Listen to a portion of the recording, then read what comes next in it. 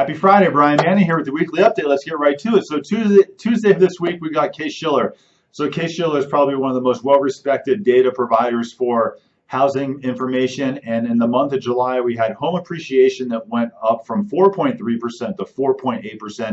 So a really strong report and really good to see continual strength in the housing market. Wednesday of this week, and I can't believe it, the first Wednesday of every month, which means another month has already gone by, we start to get our jobs data. So the first Wednesday of every month, we get the we get ADP. ADP is the largest provider of private payrolls in the U.S. So these are non-government jobs. And for the month of September, ADP said that we had 750,000 jobs created.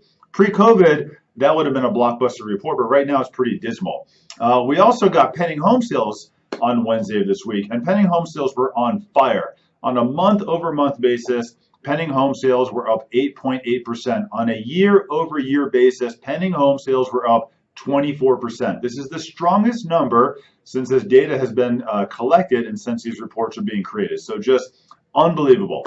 Thursday this week, we got PCE. So PCE stands for the Personal Consumption Expenditure. This is the Federal Reserve's favorite gauge for inflation here in the United States. So one of the Federal Reserve's jobs is that they need to moderate inflation. If it starts to get out of control, they will raise rates. So inflation, the core rate, so the core rate's important because it excludes food and energy. So food and energy costs are considered volatile items. So if you strip out food and energy, on a month-over-month basis, the core rate for inflation increased by 0.3%. In addition, the prior month's report was revised higher, and it showed that had increased by 0.4%. The reason why this is important is because if you look around what's going on right now, roads are getting busier, there's more traffic, shopping centers are getting busier, there's more consumer demand out there, but the unemployment rate is still very high, and the supply chains are being challenged, so we're starting to see cost of goods increasing. What that means is that over time, it's going to put pressure on mortgage rates, and mortgage rates will go up as a result of this. So if you're considering buying a home or refinancing, I'm telling you right now is rock bottom is the time to do it. Then today, first Friday of every month, we get the BLS. So the BLS is the Bureau of Labor Statistics. It's the government's report on employment and what happened in the prior month. So in the month of September, the BLS said we had 661,000 new jobs created. The expectation was that there would be 900,000 new jobs. So still a pretty dismal report.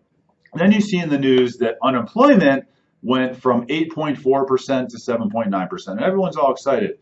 But they're really excited for all the wrong reasons because there was an exodus out of the workplace.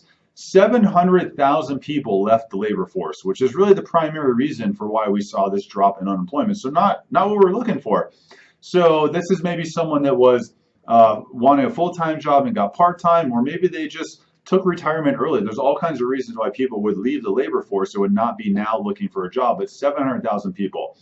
So if we look at the U6 unemployment rate, so the U6 is kind of the all-in unemployment rate, that did show that unemployment went down last month from 14.2% to 12.8%. So it is good, but still a 12.8% unemployment rate in the United States is just unbelievable. And certainly today, overshadowing everything right now is just Trump and his wife testing positive for COVID. There's too many unknowns that are revolving around this. Certainly the stock markets are not loving this. So you're seeing stock markets just tank right now. Maybe we'll have a better feedback on our update next week, but right now there's just too many unknowns to really get into what's going to happen there.